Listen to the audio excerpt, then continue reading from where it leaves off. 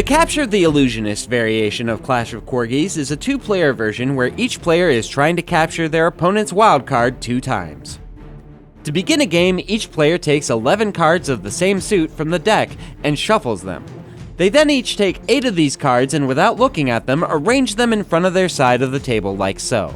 The 3 left over are considered the player's hand, and they are allowed to look at these cards. For future reference, if a card is exposed from your hand, it will be played here in the player's exposed hand row. Now that the game is set up, let's go over a couple terms that will make explaining gameplay a little easier.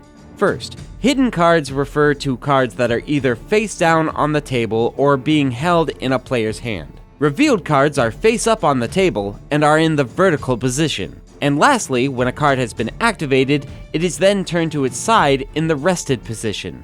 Cards turned like this cannot typically be activated. On a player's turn, they may first peek at one of their hidden cards on the table.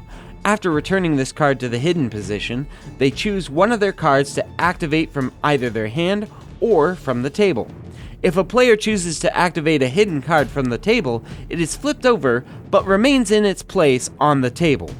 As stated before, if played from a hand, the card is placed in the player's exposed hand row. After a card is activated, the card's effect is resolved if possible. In this case, the Monk's effect is to reveal a card from the opponent's front row. After this activation, the activated card is put into the resting position.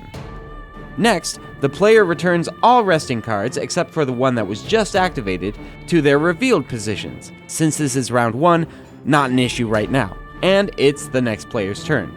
The goal of the game is to capture the opposing player's Illusionist card by revealing it with the effects of your own cards.